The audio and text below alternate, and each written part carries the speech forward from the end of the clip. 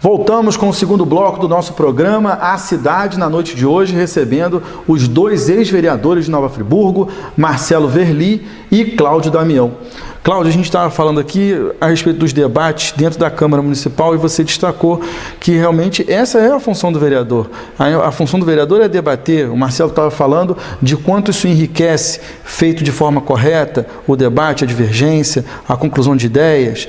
E é uma dificuldade a gente conseguir, às vezes, com que as pessoas entendam a determinada função de cada coisa para que ela funcione bem, porque ela é feita para isso.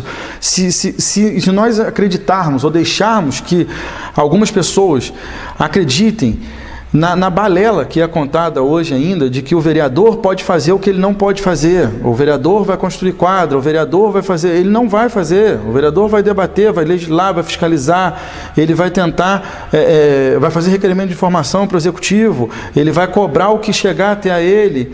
Isso é muito importante e vocês dois passaram por isso. Deve ser complicado, certas vezes, vocês responderem a isso, a população querer uma resposta que não é, que vocês não têm como dar. Isso é um processo educacional e muitas vezes o próprio político deseduca o eleitor, na medida em que ele promete algo que ele não pode fornecer ou oferecer e determinadas alianças, né, que ele possa forjar com o executivo no sentido de oferecer aquilo que ele prometeu na campanha como vereador, quando aquele é papel do executivo. Então essa troca de papel faz a confusão na cabeça do eleitorado, ele acaba exigindo do vereador que ele tenha um papel de executivo.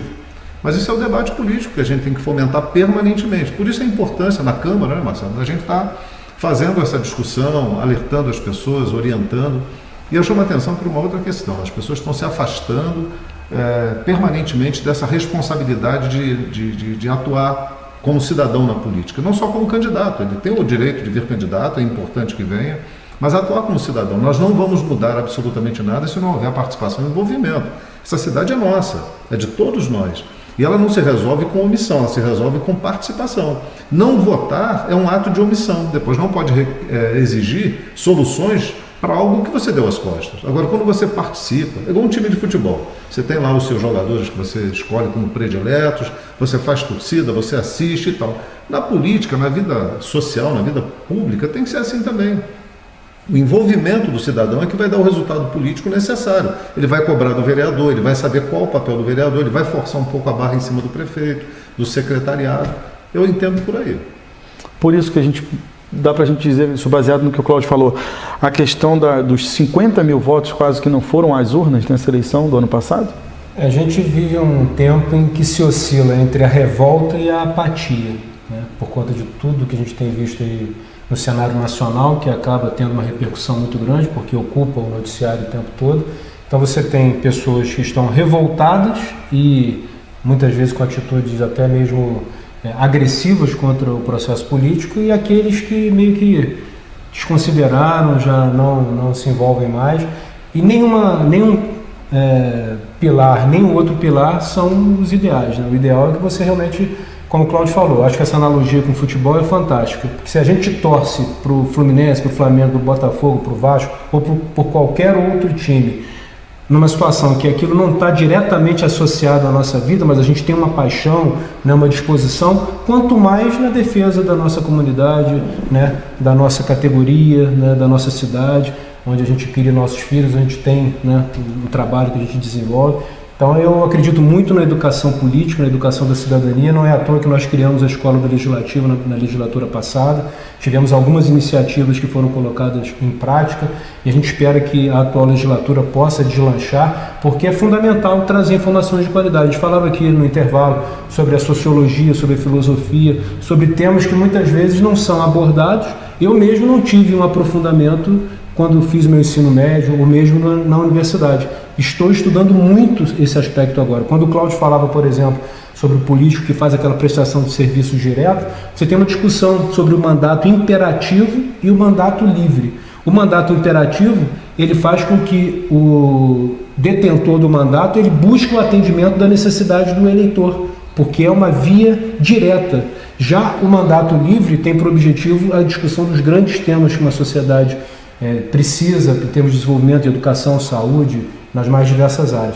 Então, é uma lacuna que a gente sabe que existe na sociedade, mas que cada vez mais há mecanismos, inclusive hoje com a disponibilização de cursos online, via internet, todos nós temos acesso a algum mecanismo que possa contribuir para o que se chama de letramento político. Eu nem sabia que existia esse termo, fui saber quando o Rio do Cosson, né, da Câmara dos Deputados, esteve na Câmara de Nova Friburgo no ano passado ou retrasado.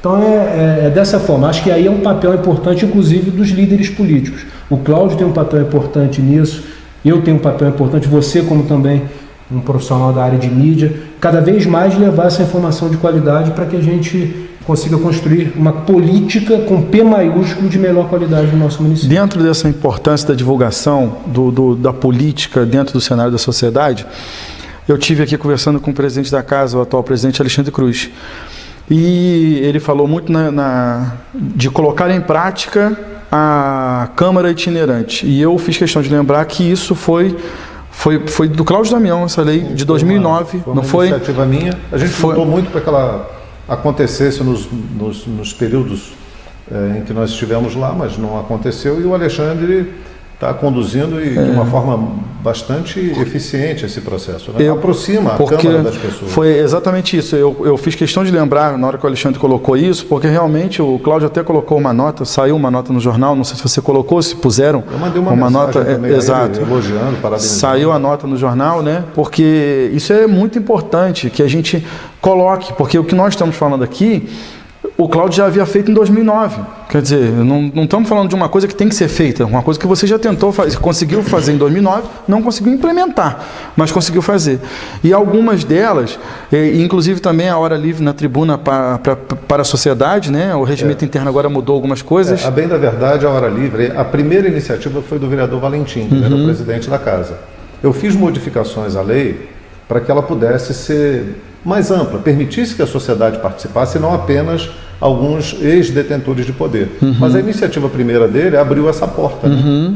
E aí deu uma aprimorada para... Aprimoramos a legislação e a hora livre, a tribuna livre permite que a sociedade utilize um espaço importante junto aos vereadores, né? Está de frente aos vereadores. Porque suas demandas. Tem uma semana atrás, ou 2 semanas atrás, eu estive na Câmara e o Zé Roberto, o representante da Ponte da Saudade, ele usou a tribuna. Então, na hora que ele estava lá usando a tribuna, eu estava assistindo lá na Câmara, e aí eu olhei e falei, pô, Cláudio Damião que fez isso aí, porque senão o cara não estaria conseguindo se colocar diante do plenário. Isso faz toda a diferença, porque isso faz parte para a pessoa poder interagir, e ela poder também aprender, e se ela souber que ela pode ser ouvida, que ela pode levar a demanda dela, talvez ela se aproxime mais. Agora, as pessoas que acham que o político ele é intocável, isso complica muito. Mas aí você vê a importância do legislativo, sem querer interromper a tua ideia, não é nem autopromocional, né? Nós tivemos inúmeras iniciativas. O Marcelo falou aqui da Câmara Jovem, né?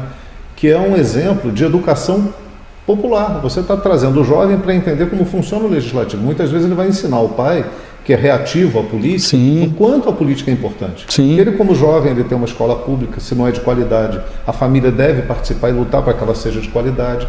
Mas, além desse elemento, eu também apresentei um projeto que funciona na Câmara, que é a Comissão de Legislação Participativa, que vai além. Quer dizer, ao vereador cabe apresentar leis, mas também cabe ao cidadão apresentar iniciativas que vão ser analisadas pela comissão. Se ela se mostrar constitucional e atender aos interesses, né, da sociedade, o interesse público, ela pode se transformar numa lei que veio de iniciativa popular. Então, eu acho que a gente dá um passo importante. E por que isso? Havia na Constituição? Havia, mas aí o cidadão tem que ir para a rua coletar 5% das assinaturas válidas com título eleitoral, enfim, uma burocracia danada, e a gente acabou com isso, interrompendo. Existe, mas na prática se tornava meio inviável, que a pessoa não teria como se anular a vida dela para se dedicar a tentar conseguir um objetivo desse, e no final até mesmo a lei chegar e ser inconstitucional, esse tipo de coisa. Exato. Então a questão da eficácia e eficiência, eu acho que a coisa tem que ser eficaz e eficiente, porque a gente trabalha muito, na minha concepção, o Brasil trabalha muito em coisas que não tem esse resultado de eficácia e eficiência. Então temos muitas leis e pouca eficiência e eficácia. Se a qualidade da nossa democracia estivesse associada à quantidade de leis existentes, nós estaríamos à frente da Suécia, à frente da Islândia, à frente de todo mundo. Friburgo seria top. E um aspecto importante, Denis, a gente tem dois movimentos, né, significativos. Um é o da democracia representativa. A população periodicamente elege seus representantes e eles, seja no executivo, seja no legislativo, desenvolvem as suas ações. Agora, quando, além disso, também tem a possibilidade de instrumentos como a Comissão de Legislação Participativa, a Hora Livre, a Câmara Itinerante, a Câmara Jovem, a Escola Legislativa, que aproxima cada vez mais, isso faz com que a democracia comece a caminhar na direção da democracia direta. E aí, numa certa comparação utópica, meio que a gente retorna àqueles princípios gregos da democracia ateniense. Enfim, a pessoa tem direito a participar, a se expor, a apresentar suas opiniões, inclusive no espaço que o próprio legislativo ocupa. Nós realizamos muitas audiências públicas, muitas sessões específicas, de muito boa qualidade. Eu me recordo que quando nós votamos a lei que regulamentou o serviço de táxi, que era uma legislação antiga, nós fizemos a consulta aos taxistas durante o período da votação. Quando um deles levantou a mão dizendo que havia um artigo que precisava ser ajustado, nós fizemos um acordo e fizemos esse ajuste e atendemos a necessidade, tanto dos taxistas quanto do próprio município de regulamentação do serviço. E você citou, então, dois tipos de mandato, né? De duas formas de atuação política. E essa demonstração do quanto a gente exerceu a política de uma forma diferenciada, atendendo ao interesse público, ela é um tanto quanto ilustrativa e educativa, dentro dessa lógica que a gente está defendendo. Ou seja, nós fizemos legislações que são importantes, defendemos o interesse da população, sem aquele agenciamento de favores, que não é o papel do vereador. Quem faz isso faz de forma errada. O que ele tem que fazer é oferecer o seu trabalho de fiscalizador, acompanhar o orçamento, enfim, para que as políticas públicas funcionem adequadamente. Quando há essa distorção, a gente acaba enveredando por um caminho complicado e sem volta, o que acaba desqualificando na opinião pública o papel do legislador. E aí acontecem esses resultados que nós não conseguimos entender o porquê. E é isso aí. A gente vai para o intervalo e a gente volta já já.